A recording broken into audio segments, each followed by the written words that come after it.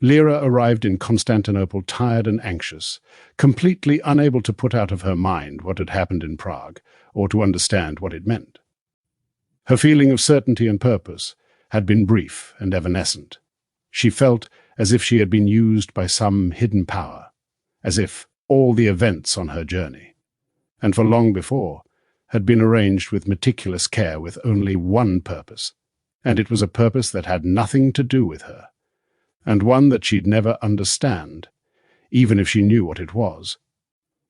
Or was it the beginning of madness to think like that?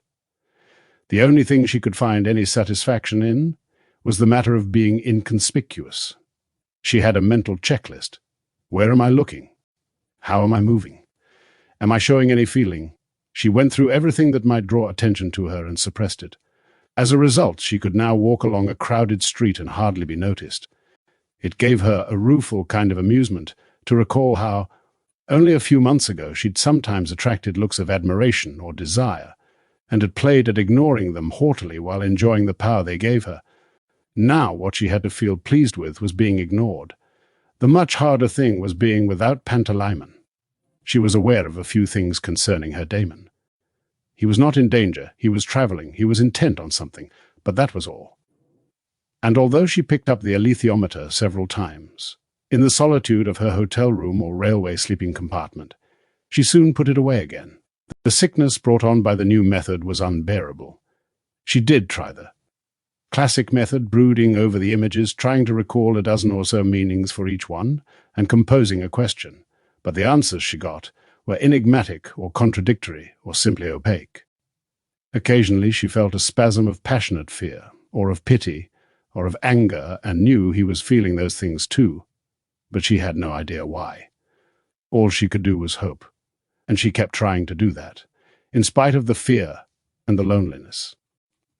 She spent some time writing to Malcolm. She told him about everything she saw and heard. She related the events involving the burning Dutchman and the alchemist, and told him the advice Agrippa had given her about her journey, and posted the letters to Malcolm care of the Trout in Godstow. But whether he'd ever get them, and whether she'd ever receive an answer, she had no idea. She felt so alone. She felt as if her life had gone into a kind of hibernation, as if part of her was asleep and maybe dreaming the rest. She let herself be passive. She accepted whatever happened. When she found that the ferry to Smyrna had just left, and that she'd have to wait 2 days for another, she heard the news calmly, found a cheap hotel, and wandered about the ancient city of Constantinople modestly and unobtrusively, looking at oratories and museums, and the great merchants' houses along the waterfront, sitting in one of the many parks under trees that were still bare. She bought an English-language newspaper and read every word of every article, lingering over coffee in a warm and smoky cafe near the vast oratory of the Holy Wisdom, which rose like a giant bubble of stone above the buildings around it. The newspaper told her of attacks on property in the countryside, of rose gardens set aflame or dug up, of workers and their families slaughtered when they tried to defend their workplaces. There had been a spate of such attacks as far south as Antalya and as far east as Yerevan. No one knew what had set off this frenzy of destruction.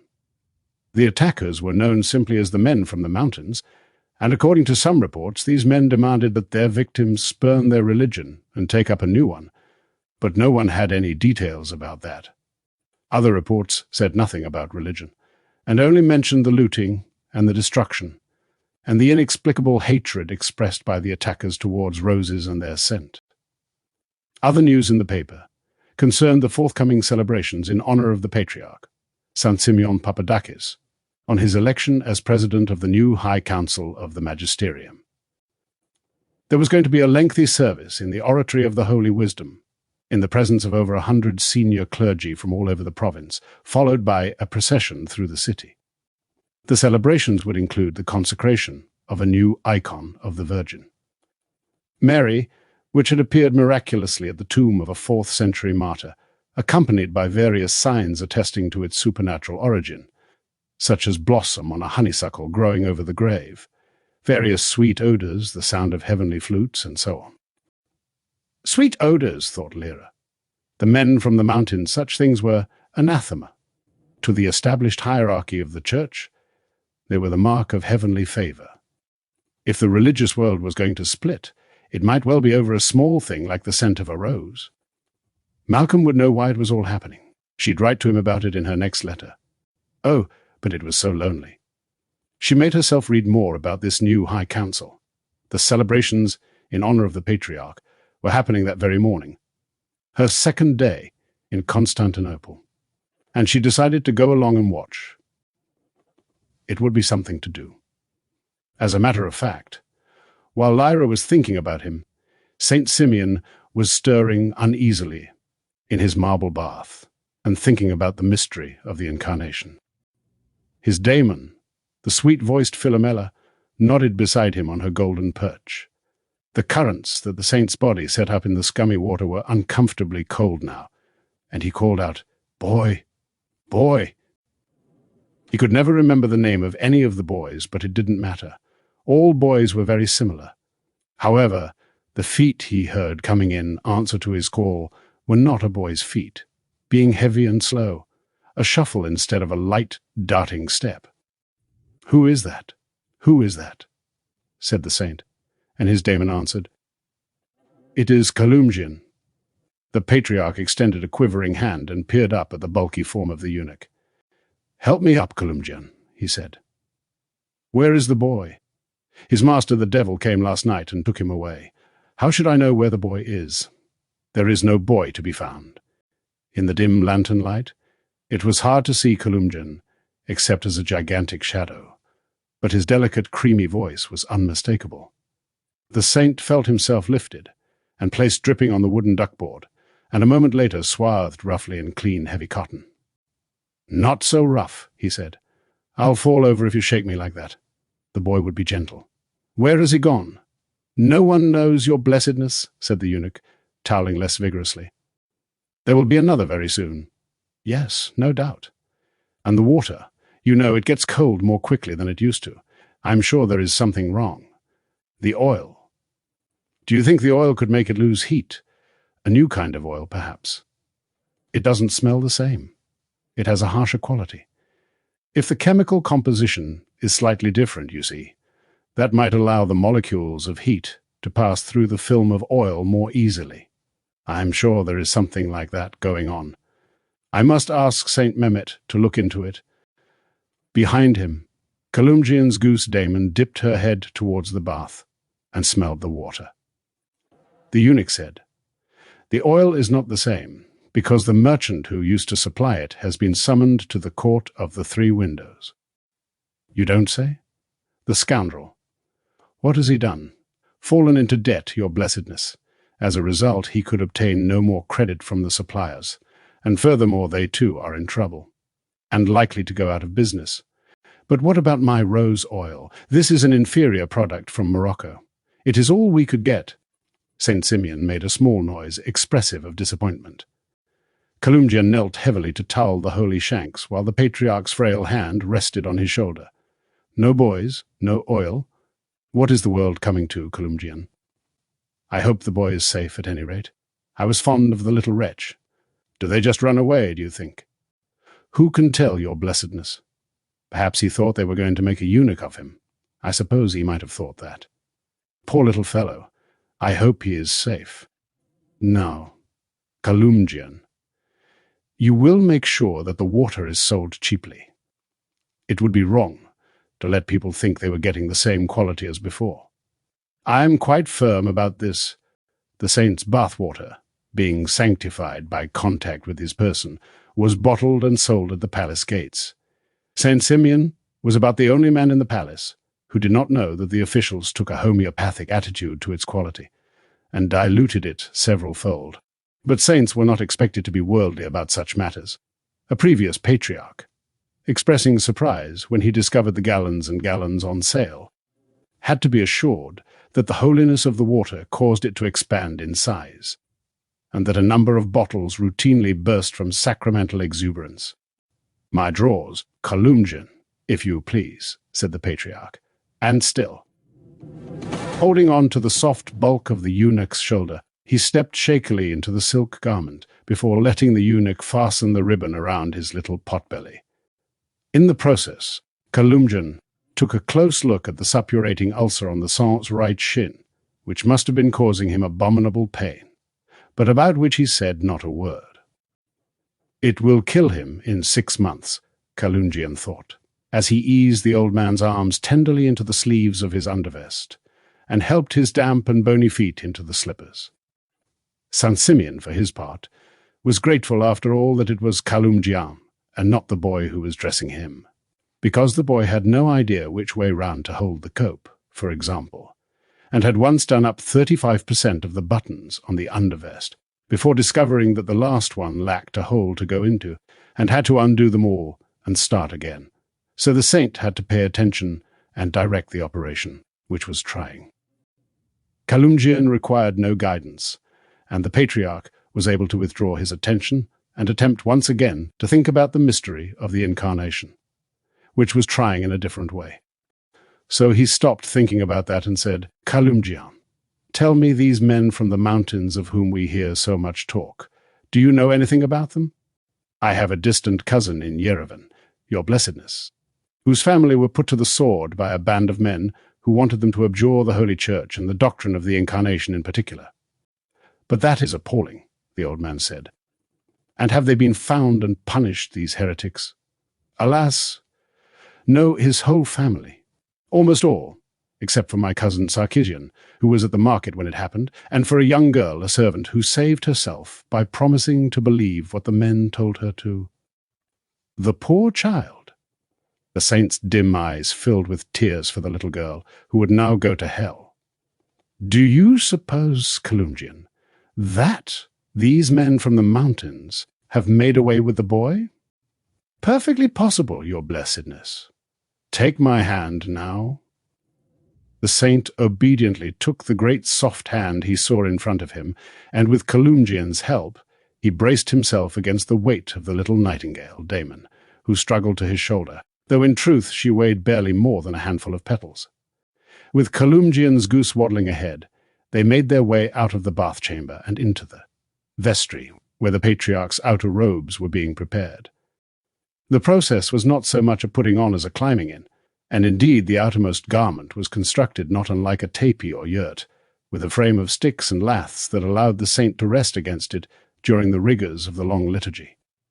There was even a vessel skillfully placed to collect the saint's urine, so that nothing need interrupt the service or trouble the Patriarch, who, like many elderly men, felt his bladder behaving more and more capriciously. Kalumjan delivered the Patriarch into the care of the 3 subdeacons. Saint Simeon let go of his hand with some reluctance and said, "Thank you, dear Kalumjan. Please see if you can find out more about, the matters we discussed. I would be so grateful." The eunuch saw what the Patriarch didn't. The little brother Mercurius's bright, inquisitive, sympathetic glance flicker at once from under his charmingly tousled hair, flicked to the Patriarch's face, and then to the eunuch's, and then back to the Patriarch. Kalumjan's heavy eyes rested on the subdeacon for a second longer than Brother Mercurius found comfortable. But the young man understood their message and folded his hands as he turned his modest attention to the saint. The old man said the first prayer, and on went the cassock. Brother Mercurius was swift to kneel, his hands fluttering at the buttons and stroking the heavy silk over the Patriarch's legs, as if to adjust the hang. But he watched for the helpless flinch as his hand brushed the right shin. Worse than last time. That was worth knowing. Another prayer as the skullcap went on, another for the hood, another for the surplice, another for the stole, another for the girdle, one each for the sleeves, left and right, that covered the plain arms of the surplice. Each of these vestments was embroidered so thickly with gold and jewels that the Patriarch was becoming more like a piece of ancient mosaic than a human being, and their combined weight was making the old man tremble. "Soon, Holy One, soon," murmured Brother Mercurius, and knelt again to adjust the front of the lower garments as the great enfolding cope, with its substructure of tough struts and crosspieces, was manoeuvred into place around the saint's shoulders. "Brother," said the senior subdeacon warningly, and Brother Mercurius modestly ducked aside, managing to imply both a humble desire to serve and a rueful self-deprecation. How silly to forget that this was Brother Ignatius's job. His little jerboa Damon skipped out of the way helpfully. "Brother, young brother," said the old man, "please be good enough to trim the lamps in the corridor to the council room. Twice now I have nearly missed my step along there." "Of course, your blessedness," said Brother Mercurius, bowing to conceal his disappointment. Now it would be the other two who supported the saint on his entrance. The subdeacon slipped out of the vestry and found the eunuch waiting in the corridor. Waiting for something, or just standing, but in either case disconcerting. That face, a great moon of raw pastry. Brother Mercurius offered him a quick, modest smile, and set about adjusting the lamps, which needed no adjusting, as he well knew. Those at the further end, close to the council chamber, were mounted a little higher than the rest, which allowed Brother Mercurius to make much of the awkwardness of dealing with them while listening for any scraps of conversation he might hear through the door. But they were cunning, these bishops and archbishops and archimandrites. 2,000 years of subtle statesmanship are not easily outfoxed by a pretty young subdeacon with a winning manner. Behind the door outside, which Brother Mercurius was disingenuously lingering, 3 prelates from Syria were discussing raisins. Their fellow synod members, all 147 of them, were disposed around the council chamber, engaging in similarly meaningless small talk. They would not start their business until the emptying bell rang to signify that everyone but themselves had been escorted from the palace. Hearing the doors from the vestry open, Brother Mercurius turned away from the lamp he'd been fiddling with and smoothed his hands down over his slim flanks before standing modestly to one side, ready to dart forward and open the door to the great chamber. "Back, fool, back!" came a whisper in a well-known voice. The Archdeacon Valerian, who had appeared from the vestry, was the supervisor of ritual, and the office of opening the door was very firmly his. Brother Mercurius bowed and tiptoed back along the corridor, keeping so close to the wall that he was moving sideways rather than forward. It was because he was doing that, and because he was about halfway along, that he had the best view of all of them of what happened next. The first thing was that the eunuch's goose daemon, from the door of the vestry, honked suddenly and loudly, a great goose cry of fear and danger. Columgian turned to see what had frightened her, and the next instant a scimitar sliced his head from his shoulders. The head tumbled with a hefty thud, and a very long second or two later, down came his body to follow it, spouting blood. His daemon had already vanished. Archdeacon Valerian hurled himself at the jostling figures that were, coming out of the vestry, and was borne to the ground in a moment. The Patriarch, supported by the 2 subdeacons, was too stiff to turn and look, and too bewildered to speak, and the subdeacons themselves, caught between horrible fear and the desire to protect the old man, did not move either, but were both killed as they gazed back over their shoulders.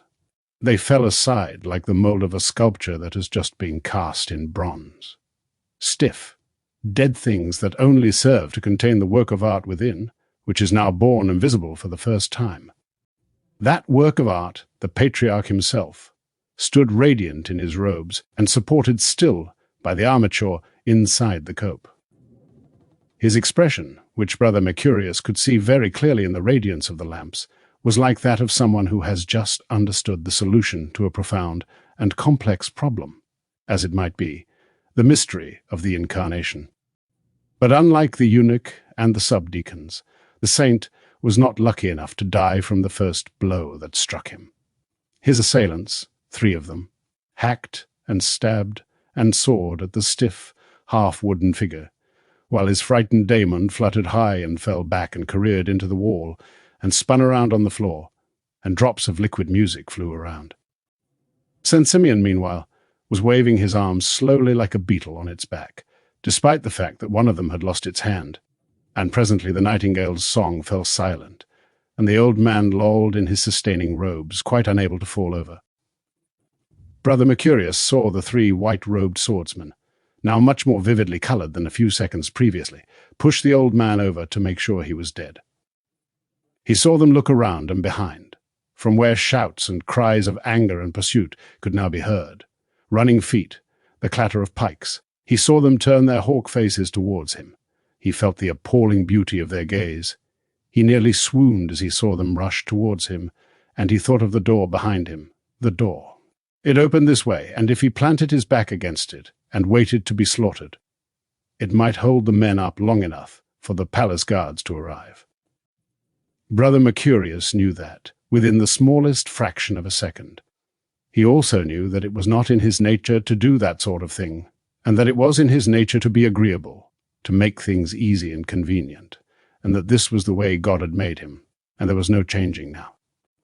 So in that same moment, and before the assassins had come halfway down the corridor, Brother Mercurius had turned and grasped the handle and pulled the great door open. The terrified prelates inside, hearing the cries and the sounds of struggle from the corridor, had gathered like sheep in the center of the chamber, and the assassins were able to charge full at them through the open doorway and slaughter a dozen or so before the pursuing guards caught up and fell on them from behind. Brother Mercurius did not want to look at the body of the Patriarch, but he knew that it would be a good thing to be discovered praying beside it. So while the killing, the cries, the splashing, the thudding, the scraping and wailing and clashing from the council chamber filled his ears, he made his way delicately back to the tumbled structure containing what was left of the saint and fell to his knees, taking care to daub himself with as much blood as he could bear, and to let the tears flow freely down his cheeks. It would be wrong to say that Mercurius was already envisaging the icons that would in time depict the martyrdom of St. Simeon Papadakis, and ensuring that an essential component of the scene, perhaps even its defining element, was the presence of the young and devoted subdeacon, splashed with the martyr's blood, and with his large eyes cast upwards in prayer. That is to say, that picture was indeed in his mind, but not at the forefront. He was mainly preoccupied with the enthralling questions of the succession, of the weeks of politics that would now unfold, of the possibility of promotion, now that the two other subdeacons of the bathhouse had been killed. He was also intoxicated by the look in the beautiful eyes of the assassins, as they rushed towards him in the corridor. He had never, in all his life, seen anything quite so thrilling. Meanwhile, in the main body of the great cathedral, out of earshot of the assassination of St. Simeon, the congregation, including Lyra, stood in their hundreds under the vast dome, waiting for the service proper to begin, while a choir of deep male voices sang a hymn whose length and slowness conveyed a strong impression of eternity. Part of Lyra's unobtrusiveness policy consisted of not asking any questions or starting any conversations, so she had to make do with whatever she could gather from everything that was going on around her. She absorbed the congregation's patience and trance-like stillness, intensified by the music, until a moment came when one of the singers faltered. It sounded as if he had been struck in the heart during a long-held high note. A sort of cough or gasp interrupted the line of music, succeeded by a sighing uncertainty in the other voices. After a minute or so they seemed to gather themselves and continue, only to come to a halt after another phrase or so, although that was clearly not the end of the hymn. The choir was hidden, so no one could see what had caused the interruption. The rapt mood of the service had vanished in a second. From a single congregation they had fractured into several hundred anxious individuals. People looked all around. They tried to peer over the heads of those in front, and after a moment came other sounds from the choir, cries, shouts, the clash of steel on steel, and even at one point a gunshot, which made everyone in the congregation start at once, so they looked like a field of wheat under a sudden gust of wind. People had moved at first, away from the walls, to gather more closely in the center of the vast building. Lyra went with them, unable to see very much, but listening hard to the hubbub and the violent struggle that was taking place beyond the iconostasis. To add to the noise, several people had begun to pray aloud in tones of desperation. Lyra turned to whisper to Pan, and of course he wasn't there, and again she felt a stab of abandonment. She gathered herself and went through her checklist, dealing one by one with the things that might make her conspicuous, so that once she was in control, she seemed only like the meekest, most passive, least determined bystander, No one worth taking an interest in. In this mask of modesty, she made her way towards the edge of the vast floor and along the wall to the doors. Several other people were already hurrying out, and Lyra could see there would be a problem if the exit got blocked. Rather than wait and be trapped inside, she slipped through the melee and shoved hard until she was outside on the marble steps, blinking in the sunlight, being forced downwards as more and more people poured through the door and spread out in front of the building. There was confusion in the public square as rumors of assassination, massacre, bloodshed spread with the speed of fire. Lyra could only guess what was being said, but then she heard some words in English and turned to the speaker. He was a gaunt and tonsured man, in a form of clerical dress, something severe and monastic, and he was speaking rapidly to a party of English men and women, mostly middle-aged or elderly, who looked fearful and sorrow-struck. A woman at the edge of the group had a kind face that was vivid with concern, and her greenfinch daemon was looking at Lyra sympathetically. "What's happening? Does anyone know?" Lyra said, breaking her rule. Hearing an English voice, the woman turned to her and said, "They think he's been killed, the Patriarch. No one knows for certain." Another member of the group called out to the monk, "What did you actually see?" The monk laid his hand across his forehead in a gesture of desperate helplessness and raised his voice. "I saw men with swords, dressed in white. They were killing all the clergy. His Holiness the Patriarch was the first to fall. Are they still in there? I couldn't say. I fled. I'm ashamed to admit it. I fled instead of staying to die like the others." Tears were falling down his cheeks, his voice was high and broken, and his mouth was trembling. "It's important to bear witness," someone said. "No," cried the monk. "I should have stayed. I was called to be a martyr, and I fled like a coward."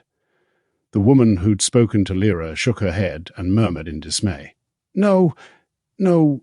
The monk's daemon was a small, monkey-like creature who ran up and down his arm and rubbed her fists into her eyes, wailing in self-pity. The woman turned away, frowning, but then her daemon whispered in her ear, and she looked back at Lyra again. Excuse me, I can't believe that you... Am I making a mistake, your daemon?" "No, you're right," Lyra said. "My daemon's not. He's gone." "You poor girl," said the woman with genuine sympathy. This was so far from the reaction Lyra expected that she didn't know how to respond. Are you part of this group?" No. I just heard them speaking in English, so... Were you inside the cathedral? Do you know what's happening?" "No." The choir stopped singing, and then... But look, someone's coming out, in the throng at the top of the steps, outside the entrance. There was a disturbance as people seemed to be pushed aside. And then came 4 or 5 soldiers in the ceremonial uniform of the Patriarchal Guard. They were forming a protective square around a young man in clerical dress, whose blood-stained face and large, lustrous eyes seemed, even on that sunny morning, to be lit by a spotlight, so clear was every change of expression, from sorrow and pity to patient courage, and on to a rapturous acceptance of the late saint's martyrdom. He was speaking, and half-chanting words that were obviously familiar prayers, because the crowd seemed to find themselves transformed into an impromptu congregation, and murmured responses whenever he paused. The woman whispered, "I don't think I've ever seen such a shameless opportunist. He'll do well out of this terrible business." Lyra thought so too. The little coxcomb was now appearing to feel faint, and gripping the arm of the most handsome of the guards, who blushingly held him up. The priest's daemon said something that drew a sigh of warm sympathy from those nearby. Lyra turned away, and so did the woman. "Don't go," the woman said, and Lyra looked at her properly for the first time. She saw a woman in a well-preserved middle age, with a plain, good-humoured face whose red cheeks were not entirely due to the sun. "I can't stay here," said Lyra, though there was no reason why she couldn't, and since this was where the most important events were happening, no doubt she should stay and make notes. "Spare 5 minutes," said the woman. "Come and have some coffee with me." "Well," Lyra said, "all right, I will. Thank you." The sirens of an ambulance howled through the square, which was getting fuller every minute as more people poured out of the cathedral and still more came hurrying in from the 4 roads that met in front of it. Another ambulance arrived to join the first one in trying to thrust a way through the crowd. The young priest on the steps, still clinging to the guard, was now talking to 3 or 4 people who were busy scribbling into notebooks. "Reporters already," said the woman. "He's having the time of his life." She turned her back and strode vigorously through the crowd. Lyra went with her. As they left the square, they could hear a different kind of siren coming from the first police cars that were arriving. 5 minutes later, they were sitting outside a little cafe in a side street. Lyra was glad of the woman's presence at the table with her. The woman was called Alison Weatherfield, she told Lyra, and she worked as a teacher in the English school in Aleppo. She had come to Constantinople on vacation, but I'm not sure how much longer the school will be able to survive, she said. The city's holding out, but in the countryside people are getting very nervous. I feel I should know what's going on, said Lyra. Why do people feel nervous now? There's a lot of unrest. The awful business this morning is part of it. People are feeling brutalized by the laws, exploited by their bosses, discriminated against by social structures they've got no means of changing. It's been like that for years, there's nothing new about it. But it's a fertile soil for the rose panic to flourish in. The rose panic? It's a new sort of fanaticism. Rose growers are being persecuted. Their gardens set ablaze or ploughed over by these men from the mountains, as they're called, who say that the rose is an abomination to the authority. I hadn't realized it had spread this far. They're feeling the effects already in Oxford, said Lyra, and told her about the rosewater problem at Jordan College. She might have regretted revealing where she came from, as it went against every principle she was trying to obey. But the sheer relief and pleasure of talking to someone sympathetic was too much to resist. "But what are you doing, travelling in this part of the world?" asked Alison Weatherfield. "Have you come here to work?" "I'm just passing through. I'm on my way to Central Asia, just waiting for a ferry. A long way to go yet, then." "And what are you going to do there?" "Research for the thesis I have to write." "What's your subject?" "History, basically, but I wanted to see things you can't find in libraries." "And the thing I noticed about you?" "Yes. Is your journey about him too?" Lyra nodded. "Mainly about him." Lyra sighed and looked away. "You're going to Madinat al-Qamar," Alison said. "Well, no need to try and hide it. I'm not shocked or surprised. I know someone else who set out to go there. But I don't know what happened to him. I'd tell you to be careful, but you look sensible enough to realize that yourself. Do you know how to find it?" "No. There are so many dead towns, dead villages in that part of the desert. You could spend years looking for the right place. You'll need to find a guide. It does exist then, as far as I know. I thought it was just a legend or a ghost story when I first heard about it. To be honest, I find all that sort of thing, well, I don't know, unconvincing. Irrelevant, really. There's enough trouble and difficulty in this world, enough sick people to look after, enough children to teach, enough poverty and oppression, to fight without worrying about the supernatural. But then I'm lucky. I'm perfectly at home in the world, and perfectly happy with my daemon and the work I do. I realize that other people aren't so lucky." "Why did your daemon leave you?" "We quarreled. I had no idea it would lead to this. I didn't think it was possible. But we didn't speak for a long time, and one day he just vanished." "Ooh, how painful for you." "Oh, the pain. Yes, but the hardest thing was just having no one to talk to, and sometimes give good advice." "What do you think he'd say to you now? About my journey or about today?" "Today, well, he'd have mistrusted that young priest." "Quite right. And he'd make me take notes about everything. He'd be a good journalist, and he'd have made friends with your daemon at once. That's one of the things I miss most." Alison's greenfinch daemon was listening intently, and now he sang a few notes of sympathy. Lyra thought she should change the subject before she revealed too much.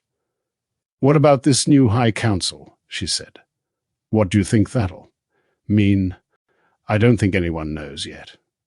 It's come rather out of the blue. I hope it won't mean that there's a much more ferocious orthodoxy. The system we've had for hundreds of years was flawed. No one claimed it was perfect, but one merit it did have was room for disagreement of a limited kind. If there's one voice imposing one will on us all, I can't see it leading anywhere very good, I'm afraid. In the background, the noise of sirens had been continuous. Now, another sound joined it, the clangor of a loud bell in a campanile nearby. A few seconds later, another bell joined in. For a moment, Lyra thought of the bells of Oxford and felt intensely homesick. But it was only a moment. From other buildings in the area, more bells began to ring. And presently, yet another sound thrust its way over them, the harsh thud-thud-thud of a gyropter. Lyra and Alison looked up and saw first one, and then two more of the aircraft circling the dome of the Holy Wisdom. "What that's likely to be," said Alison, "is the first sign of official panic. Quite soon, in fact, any minute I'd guess, there'll be police patrols demanding to see everyone's documents and arresting anyone they don't like the look of. Such as you, my dear. If you take my advice, you'll go straight back to your hotel and stay there till your ferry goes—" Lyra felt a great weariness descend on her. "Oh, Pan," she thought. She forced herself to stand up and shook the woman's hand. "Thank you for talking to me," she said. "I'll remember you." She left and went back to her hotel. On the way she saw a police patrol in the process of arresting a young man who was fighting back fiercely. And in another street she saw a different patrol retreating from a crowd of angry men who were tearing up the roadway and throwing cobblestones at them. She walked carefully and stayed invisible as far as she could. Even the hotel receptionist at her dingy little desk didn't notice as she walked past. Once inside her room, she locked the door. News of the assassination spread wide and quickly. Several news agencies picked up the fact that the martyred patriarch, so aged, so holy, was also the president of the new High Council of the Magisterium. In Geneva, it registered at once. The council, or those members who lived and worked in the city, and whose numbers, by the blessed workings of Providence, constituted a quorum, met at once, and opened with shocked prayers for the dead St. Simeon, whose presidency had been so short. Then they turned immediately to the matter of the succession. It was clear, in these anxious times, that the question should be resolved quickly, and it was also clear that the only possible candidate was Marcel Delamere. More than one council member saw the hand of Providence there too. So he was elected unanimously. With sorrow and reluctance he accepted the great responsibility, proclaiming his unworthiness in phrases so perfectly turned they might almost have been composed in advance of the terrible and utterly unpredictable events in Constantinople. But even in his evident modesty and hesitation, he had the calmness of mind and clarity of vision to suggest a few slight amendments to the Constitution, all in the interests of firmness, resolution, and efficiency in, as the phrase had it, these anxious times. In order not to distract the holy work of the Council with needless elections, the President's term of office was increased from 5 to 7 years, and there were to be no restrictions to the number of times an individual could serve. Furthermore, the President was to be granted executive powers, which would be needed in order to allow swift action in these anxious, etc. Thus, for the first time in 6 centuries, the magisterium had one sole leader, invested with all the authority and power that had previously run through many channels. Shorn and parcelled no longer, the might of the Church now flowed through the office and the person of Marcel Delamere. And the first to feel how swiftly the new dispensation could act, and how disagreeable its actions could be, was Pierre Binot, the Chief Justice of the Consistorial Court of Discipline. He was removed from that office within an hour, and he would never interrupt anyone again. As he signed the order, Marcel Delamere thought of the sister he had admired so much. He thought of his mother, too, and looked forward to seeing her again.